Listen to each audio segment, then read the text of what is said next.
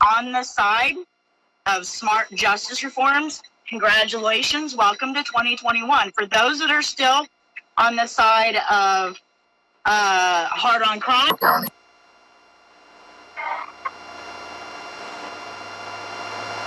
Yes, honorable delegation members, I am before you today to declare I am exhausted. I am exasperated. Florida's laws from his lapel pin when I hold the Bible up in one hand and the Alcoholics Anonymous book in another. Marion County gave me 3 AA books. Yeah, Mr. We all Stark, know drinking and drunk. It's a big problem. Yeah. I'm trying to get a breathalyzer in every car. I've been in jail. My wife hit me. Officers do things. I had to be in there for 6 months. There's a lot of guys that don't get their kids. I was a divorced parent. And when the women can be abusive. Men have no rights, it seems like. I was just hit the other day at an AA meeting. Well, I was at Leesburg High School. I worked there. Yeah, and Dr. David, there, they get rid of me. I have a no trespassing at the high school where I public comment. well, thank you so much. We appreciate you coming. Expressing what you are there. Is it safe to say that the department's on the verge of collapse? Based on the population, based on the fact that you're going to get another 10,000, and that 10,000 is going to take that 30 prisons and make it 15 or 16 prisons, or sorry, it'll make it 36 or 37 prisons that are at emergency staffing, make your existing emergency staffing situations worse, and the other numbers get worse as well, right? So 11 goes to 5 or 6, and then everything else generally will stay the same because they can't grow there. So I'll take this because I already have a full pension from state prison, as shown in the book, The Devil's Butcher Shop. I mean, that really happened, and that level of brutality, that murder, those rapes, that an entire facility being lost for 36 hours is a terrible thing. And that could happen to us. We are not past the tipping point of that happening to us. I think we're 2 years away from passing the tipping point where that could happen to us if we continue to get better. If we get worse, we're there fast. And that's my caution to you. Mm-hmm. And so, Secretary General, you're probably one of the most experienced corrections professionals in the nation. I mean, you went through the military ranks, you ran the Federal Bureau of Prisons, you've come here, I think at some cost to yourself to come do this job, and you are left with this scenario that under your tenure is likely not going to be solvable without the legislature taking a deep dive at looking to take some of the pressure off of you. Sure. What recommendations do you have? I mean, should we look at the 85% law? Should we be looking at conditional medical release? Should we be looking at elder release? Should we be looking at changing the points from 22 to 44? Well, I mean, should it be all hands on? Well, I mean, this is unsolvable by you alone, I think is my point. And unless the legislature acts, whether it's you or the next secretary, this situation doesn't in the short term or even in the medium term get meaningfully better. We had the study in last year in the budget, and it was vetoed. We have proposed legislation to try to reduce the pressure on this. But what I see us facing is a pot of boiling water sitting on the stove, and we can either choose to release the lid and let some of that water boil over and try to focus on public safety, or we can put a brick on it, sit on top of it, and let it blow us apart. And I understand that's more of a comment and debate than it is a question, but I don't see another way out of this. And so I believe it's incumbent upon the legislature to begin to look at some of these solutions in a way that doesn't leave you in what they call the Kobayashi Maru, to use a Star Trek term, of a no-win scenario where you will never catch up and things will consistently begin to fail, and you're just in the job of triaging and not strategic planning. Senator Pizzo. I don't have a pen, just how my brain works. and how I have to explain things to either constituents or at the dinner table. Gulf CI has a capacity of 1,568 inmates. Mr. Dixon, you said that you're at a 54% vacancy right now, okay? So if we use 1,000 inmates as a current level of inmates, and you're saying from 1,500 to 2,000, ideally or optimally, you should have 300 security staff full-time. Based on the 54% vacancy, I just adjusted my numbers, you have 138 staff members right now. But to Senator Brandis' point and Senator Perry's point, this is not static and in a vacuum. The 79,514, I think, at last count that you had as a full inmate population is going to swell again, is going to go back maybe to the same or maybe in excess numbers at some point. So right now, just taking a snapshot in a vacuum, you have a capacity of 1,568 at Gulf CI, but you're down to 1,000 inmates, either from pandemic or for whatever reasons, and your staffing right now is critical, even at the 1,000 number. And our point or our question is, since it's not in a vacuum, you're going to get back to the 1,568 capacity at some point. You're not? No, sir. Okay, but let's just for our, Okay. Okay. If that place was full at 1,568 a year from now, 2 years from now, Okay. that's my point. You're going to get back there, right? At some point, I mean, you're not going to close down 33% of the place in perpetuity. If you get back to 1,568, by your own admission, you need 300 staff members. Right now, if you're at 54% vacancy of staff, is it of the 1,000 or the 1,568? But to get to 300, you're 162 staff members shy. So our question is, are you asking, or is the governor's proposal, the governor's budget, for today's numbers or for what you anticipate getting back to 1,568 total inmates and the staff you need to accommodate 1,568 total inmates? Because right now, today, when you show me this pie chart with 30 prisons and one of the emergency staffing situations is Gulf CI, that's with 33% less inmates than you'll have 12 months from now. Sure. Okay, so I'm having trouble following the math, but that's okay. That's a weakness I have. But the point of this chart is our capacity, our capability with a healthy staff well exceeds what we're at right now. This reflects our staffing. So if you look at... We used to get collect calls from the people I deal with in prison, but because of the automated systems, a lot of those don't work. You know, you get an answer machine, so that doesn't work. So I think most of them, the calls that we receive, so I help some guys out. We fund them. They have money in their account to pay for that. So the calls coming in, at least the ones I receive now, are not collect.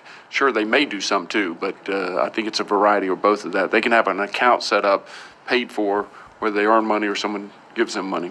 Okay, so actually work? Does it actually deter people? My general sense is nobody knows about these enhancements.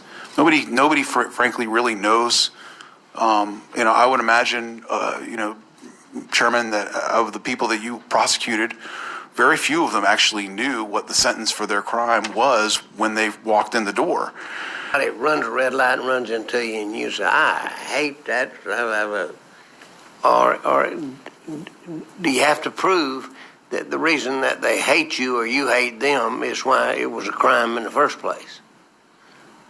Senator, we're in debate, but Senator Gaynor's got an excellent question as it relates to how to prove evidence and how to talk about evidence. And I don't mind telling you that at trial, one of the facts that would have to be proven to satisfy a hate crime enhancement, otherwise just an accident or whatever, but to actually prove that, some competent evidence would have to come forward. The prosecutor would have to have evidence that there's a pre-recorded message saying, oh, there's Johnny, I'm going to go get him because he's black, because he's Jewish, because he's a man.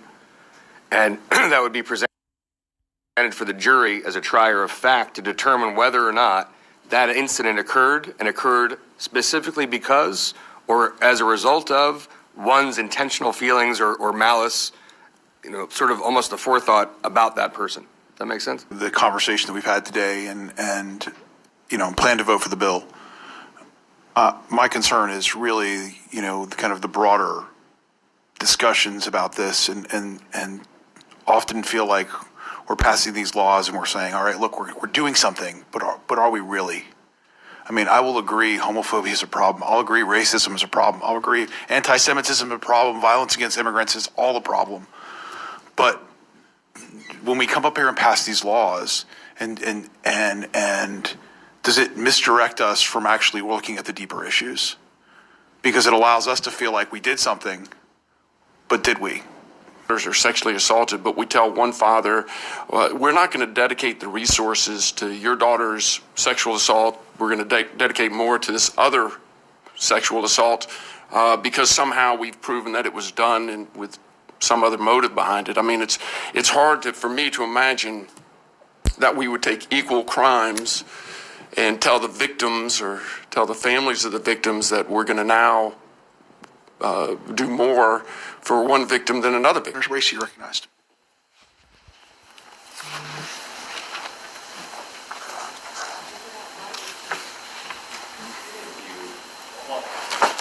Thank you, Mr. Chairman. Thank you, members. If it's okay, Chairman, I would like to read an excerpt from Just Mercy as part of my introduction to the bill. It's a book by Brian Stevenson. And so if you would indulge me for a second. It reads, and this is a person that he represented as his lawyer, a 14-year-old boy. Charlie was 14 years old. He weighed less than 100 pounds and was just 5 feet tall. He didn't have any juvenile criminal history, no prior arrests, no misconduct in school, no delinquencies, or prior court appearances. I tried and tried again to get him to talk to me. I took a chance and put my arm around him, and he immediately began to shake. His trembling intensified before he finally leaned completely into me and started crying. I put my head to his, and said, "It's okay." He was sobbing when he finally spoke. It didn't take me long to realize that he wasn't talking about the crime, but about what happened at the jail. There were 3 men who hurt me on the first night. They touched me and made me do things. Tears were streaming down his face. His voice was high-pitched and strained with anguish. They came back the next night and hurt me a lot, he said, becoming more hysterical with each word. Then he looked in my face for the first time. There were so many last night. I don't know how many there were, but they hurt me. He was crying too hard to finish his sentence. He gripped my jacket with a force I wouldn't have imagined he was capable of exerting. It seemed like his tears would never end. He would tire and then start again. I just decided to hold him until he stopped. It was almost an hour before he calmed down and the crying stopped. I just read that excerpt to highlight the severity of what happens when you send children to adult prisons. Mr. Chairman, Barney Bishop with the Florida Smart Justice Alliance. I filed a notice of appearance on this. We waive in opposition to the bill. Could we ask Mr. Bishop, why is he waiving in opposition? Of course. Mr. Bishop, Senator Broxton would like to know why your organization is waiving in opposition. Yes, our Florida Smart Justice Alliance has always opposed taking away discretionary authority from state attorneys for making the decision. Bishop, thank you for your presence and thank you for your position. With regards to the election of state attorneys, would you have any problem with judges making this decision as opposed to state attorneys? Mr. Chairman? Go ahead. Okay, thank you. Senator Thurston, our position has always been that state attorneys are constitutional officers. They're entitled to make that decision, so that's. Thank you very much, and I want to thank Senator Bracy for the compassion he has had for many years for those abused in the criminal justice system. The case that he outlined to open his is unconscionable that any such thing could happen. And I will stand by you every day to see that people are treated like people when they are incarcerated. And it is horrible to me that a young person could live a life that would leave them in a situation that they would do crimes that would bring them to adult prosecution, and that we don't have better ways to deal with this. But I still think that there are plenty of young people that their childhood was stolen. And they are dangerous. And they are huge. And they are not safe to be with other children. What are we going to do? It's a different situation, and I catch the mood of the room. I share the mood of the room. But saying that because someone is young, that they're no longer a danger to everyone else, is not acceptable. And so I think there are better answers that you and I will continue to work on. I can't vote to not hold in consideration that they may be so harmed by life that they are an incredible danger to others and must be incarcerated. And for that reason, I share your compassion. I share your love for people. Sometimes the hard answer, the tough answer, the uncomfortable answer is the only answer to keep everyone else safe. Recognized close on Senate Bill 474. Thank you. And thank you for that, Chair Baxley. My argument would be that treatment is probably a better option than adult prison, where you're basically creating a lifelong criminal, considering the circumstances, considering the trauma of still being that young and being around that kind of environment. But so I think I've outlined the detriment that happens when you send in a child to prison, and so I hope you would consider that. And this is not a far reach. We're just increasing the age to 1 year. On this, I want you to tell me if I'm wrong. For about a decade, we did everything in-house at about a cost of $9, $10, $11 per diem per inmate. We did a contract, and we had we kept that rough approximate cost per diem for 2 years. Then they switched us to a cost plus administrative fee. From there, the fees have nearly doubled, and it's $400 million to a single source monopolist contractor, which is Centurion, if I'm not mistaken. And I guess my question is, why on earth did we do that? You can freely go. I'd like to ask, and there's a lot of data here on the budget impacts. My question is really about the bang for our buck. Do we have any data on health outcomes or how people in our custody are doing compared to like general population cohorts? So members, we're going to open it up for questions. To start with, I've got one already answered for you. That's a quadratic equation. If you take ax squared plus bx plus c, you equals 0. So you don't have to worry about the quadratic equation question that was. I don't think that's true, sir. Mr. Chair, what did you find for a value of X? I have 2016 over 211. That's it. How'd you get that? That's amazing. See, we were. Actually, my answer was 42. No. It would be not, but if Mr. Dixon knows off the top of his head, I'm just looking for, and I know you're dissuading us from linear equations, but I would just like number of prisoners, number of current staff, and the negative, in red, to saying we're under 30, we're under 32. So those 30 represented and expressed in a spreadsheet. Now we have them down around 1,000. Please don't quote me on that. That's fine. No, just generally speaking as an exercise, you have 1,000 inmates? Sure. And just to let you know, speaking to the mic, there's people who are listening, they cannot, we can hear you, but other people cannot, so. So Gulf CI, probably 1,000 plus, is around 54.12%. Now, in fairness, let me say this, that's not a true reflection of a current vacancy rate, because what we refer to as adjusting vacancy rates by closing dorms. So we close dorms and we temporarily adjust that vacancy rate down. So we're operating at 13.2 right now. So let me just, even a simpler question. You have, let's say roughly, if I could just go back and forth just for a couple questions, just for this one thing. You have roughly 1,000 inmates at Gulf CI. Yes. How many staff members do you have right now there? I don't have the numbers of staff. I don't have that in my head. I've got. Chairman, how many prisons has the governor visited? Right. I don't know what he's done. I mean, previously. during your tenure. I've not escorted him to a prison. So he has not been to a prison since he's been governor? Okay. That I'm aware of. Okay.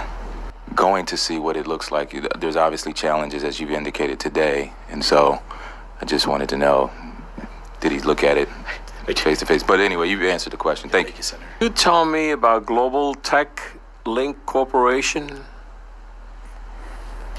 GTL? Go ahead. Sure. What do they do? GTL. So they're one of several companies that provide communications capabilities in prisons. Mr. Dixon, you know, that's pretty. It's who they are. They're very successful. Okay, provide for who? Inmates, but they'll do ancillary services for staff as well. Okay, what is the budget for that? No, I don't have that off the top. You don't of my have head. that? You know, we can circle back and with our. Oh, I have it here. $24 million a contract for 5 years. Okay. Well, my question is, when an inmate makes a call, who gets charged for the call?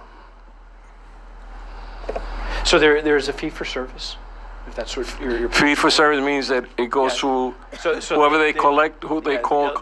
There'll be a collection from the prisoner's account for having that capability, you know, beyond, you know. Or whoever they call gets charged to collect call, correct? When the money's collected, where does that money go? Oh, the majority of it goes into general revenue. Into your general revenue. Your general revenue that you sometimes give back to me. Oh, our general revenue. No, the state's general revenue. The change in the system, for 17 years, we did not have an inmate welfare trust fund. You know that the governor supported that in last year's legislation, and actually every one of you voted for it, thank you, and as well as in the House. But 2.5 million of concessions, we'll just use that big broad term, not dividing it between different ways that's gathered, comes back into the Inmate Welfare Trust Fund for us to use for inmate education, recreational equipment, and items like that. At the private facilities, actually all the concessions go right back into inmate programming. That's part of how that contractual system is set up. All right. Thank you. Thank you. Yes, Senator Brandis. Thank you, Mr. Chairman.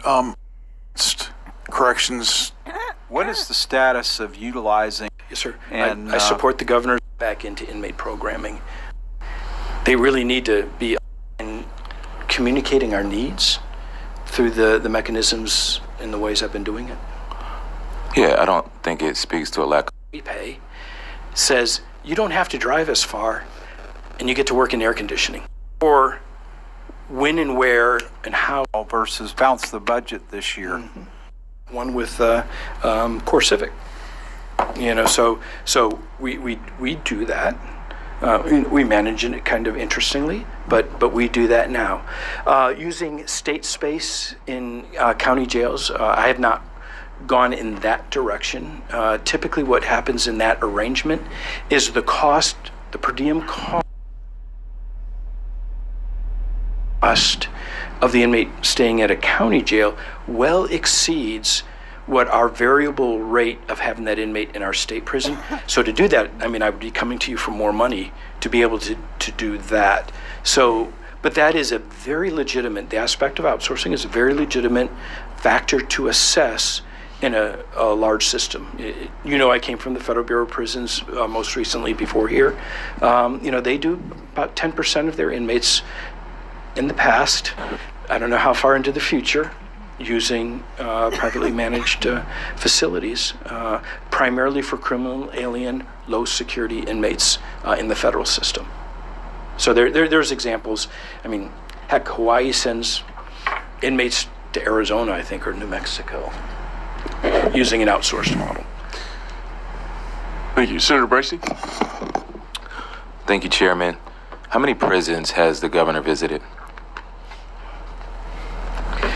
Senator, I have not escorted him to any of our prisons.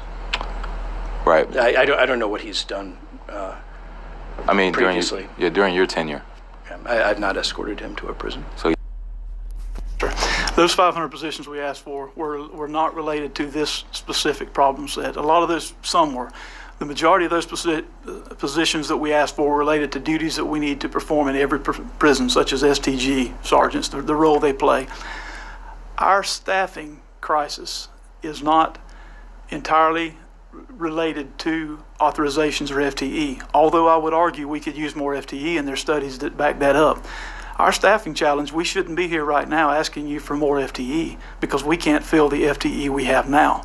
Our issue is retention and recruiting and doing whatever it takes to hire the current FTE, because every single institution has a post chart. That post chart is designed with mathematical equations that formulate is not entirely sentenced inmates. But probably 5 to 28,000 in a good year, in a terrible year, probably 20,000. And for us at the end of the day to think about these things in two general percent vacancy right now. Okay? So if we use total inmates, because right now today, to address that problem. If we filled the positions that we have vacant right now, we could operate our prisons safely and doing whatever it takes to hire the current. I want to make sure we cover this topic, and then if we have time, we can kind of broaden that, because they're all, like I say, they're all compelling discussions to have and important as our committee goes through. So with that, I'm going to try to get this done, and then, like I say, we have some time, we can move on to broader subjects. Senator Gaynor? I'd asked this question before, but I want to ask it again. Before I ask the question, how many people did you say are going to be released within a year? Specifics and get back and forth, and get the information exact. now you have a problem there right now. 50% of that one contract. It's really not that. It's the big pile that comes from all the different. The majority of those positions. Oh, yes. So in a typical year, we'll release about 28,000. This year. Oh, yes. So in area of trust. I don't want to put you through all that. I just want to ask you. My math is very simple. That if you took the 20,000 people that get to go home if they could. The problem I'm having is not entirely in half-hour shift changes because we saw sentenced inmates. But talk trustees and the history kind of behind them. Yes, sir. It was a common practice years ago. It's pretty much not utilized anymore. We don't. I say that. I just want to ask you. My math is very simple. That if you took the 20,000 people that get to go home if they continue to act right, and give them some, even if it's a menial task, it would seem to me like it would alleviate part of your employee problem until such time as together we can come with a better answer. Good point. Yes, sir. And we do use offender inmates for things such as what we refer to as ITAs, inmate teaching assistants. If they meet certain criteria, we use them to help be a force multiplier for teachers. They actually teach class, teach math, teach English, prep for GED. And so we do that to the extent we can. Excuse me, how many would you say you use? It would be a guess. I'm not sure, quite a bit.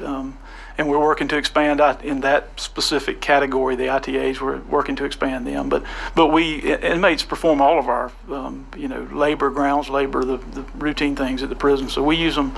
We try to fill every job we can. We do our best to keep inmates active. It's conducive to running a well-maintained facility with lower violence. But as the Secretary mentioned earlier, you have to have the programs. You can't keep 1,500 inmates occupied with the minimal jobs you have alone. It takes programs to keep them occupied. Yeah, but a lot of guys in there, it's got a head full of sense. They just forgot to use it from time to time. Absolutely, yes, sir. So I would think. I wanted to ask about the commission that comes from the contract with Global Tech phone system. How is that money used? Thank you, Senator. So the majority of the money that comes back to the state just goes into general revenue. We've done that for 18 years. It's only that with this last year, when we reestablished the Inmate Welfare Trust Fund, that $2.5 million of that goes kind of in a faster little loop there for inmate program, and focused right on inmate program teaching and substance use treatment, recreation equipment, and the like. The only caveat to that is the way the contracts work with the private facility is as actually all the returned commission flows right back into the programs at those facilities. All right. Well, so for an example, this commission with this contract, I believe, is $5 million. So you mentioned $2.5 million.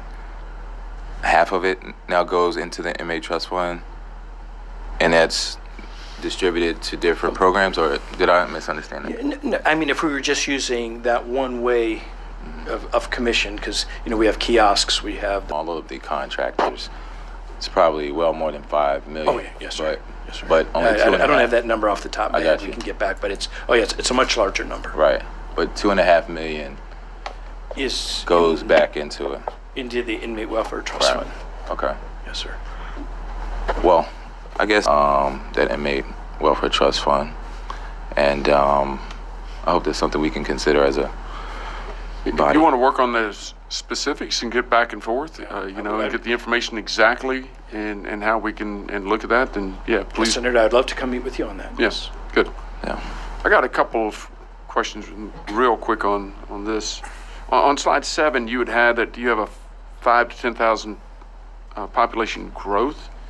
So I know that the population dropped 81. That's on slide 7. Mm-hmm. So last year we dropped 8,100. CJR has a projections at the end of the next fiscal year we'll have 86,463. So how do you have a 5 to 10,000? Where is that data coming from? Yes, sir. Very fair and question. Also, let me ask you, I've got some questions, and if you don't have the answers, you don't worry about having to off the fly get them. You can get these back to me. In trying to under the system, and here you got the biblical archaeologist, undergraduate degree guy trying to understand the court system. But what it appears to us, where I thought by this month we'd have cleared out that 2,500 and had them in their prison, all of a sudden we found, I'm sorry, that's me, is that 2,500 cleared out. We've been taking in almost 500 a week since January 6th, and it's actually a little bigger. What's happening is, and I know there was a presentation at the start of interim committee weeks of what's happening in the courts. I think it's happening faster. And it's logical to think about this, and I've talked to several that say, what are the courts going after for, and I've talked to several that say, and I'm not saying this is going to happen. I'm saying this is an exercise that we're going to go through. I'm not saying we're going to recommend or tell you we're going to close any prisons or tell you what to do in proviso, but we may. And with that in the back of everybody's mind, we want your input as much as possible with that. So anything you can provide us with that would be very helpful. Got it? Senator Brandes. Thank you, Mr. Chairman. When that Alabama prison opens, it's not going to hurt just Century. It's going to hurt Blackwater and Santa Rosa, correct? So we'll see that as reduced as well. Are we starting to see lawsuits that identify the lack of staffing as a factor in the liability? Yeah, here you got the biblical archaeologist, and I've talked to several that say, and X amount of millions to renovate it or fix it for both. And all of a sudden we found is that or is not a prison you would consider?